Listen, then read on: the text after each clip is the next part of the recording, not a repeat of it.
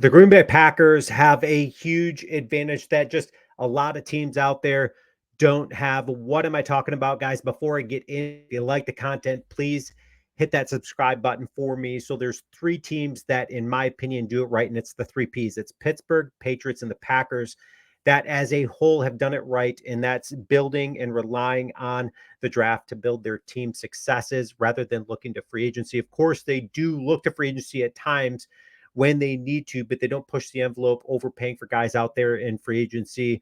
They use that as a piece or two to sprinkle in there. But as a whole, relying on the draft, and the Packers they've been a team that have had a lot of success when we start talking about building through the draft. Of course, it helps when you have back-to-back Hall of Fame quarterbacks there as your cornerstone to help build around. Same thing with the Patriots with Tom Brady there for so many years as that cornerstone to build around.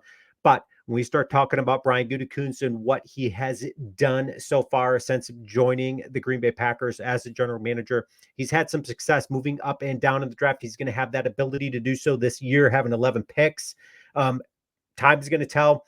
And in fact, in a couple days, we're going to know what's going to be happening for the Packers and what Gutekunst decides to do. But when we start talking again about what he's done by trading down and then back up in 2018 to draft Jair Alexander, of course, we know the success there with Jair, of course, being one of the best corners in the league, hands down, when he is healthy. And then in 2019, you had the Packers drafting Darnell Savage. They traded up in the first round to go and get him, and did the same in 2020 to, of course, get their leader Jordan Love.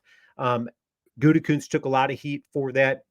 And then you start talking again about building that around that cornerstone. We start talking about back-to-back Hall of Fame quarterbacks and Brett Favre and Aaron Rodgers. I'm not saying Jordan Love is going to be a Hall of Fame quarterback, but he certainly put up the numbers and stats last season. He looked like he could be that guy. If he continues to build off that momentum, he certainly is going to be one of those guys we start talking about as a Hall of Fame quarterback. So that'd be back-to-back years. But what a cornerstone to build around. If Jordan Love is that good, what a piece to build around than Jordan Love. And then and a fairly big jump last season. I'm sorry, a couple seasons ago, they jumped up in the second round in 2022 to go and get Christian Watson. And of course, if healthy, we know that he is a game changer. Okay. So we know that he's got the wheels, we know that he's got the speed. So you do that when you see talent like that. And Gutekunst decided to do that with Christian Watson. And I don't blame him for doing so. And then you talk about trading back in the draft. And of course, there's risk, involved in doing so. Packers last year did that. Before selecting Jaden Reed with the 50th pick in last year's draft, the Packers traded down, not just once, but twice, moving back from 45 to 48 and then 48 to 50.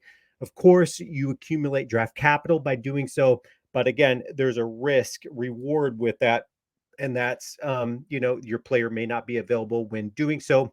Gutekunst, I feel, has a very good feel for what he is doing. He's got a good team of around him, advising him as well, during the duration of the draft. But Gutekunst, he's got his guys. He knows the players he wants, and he knows if they're going to be there a few picks back if they should decide to move back and trade back in the draft.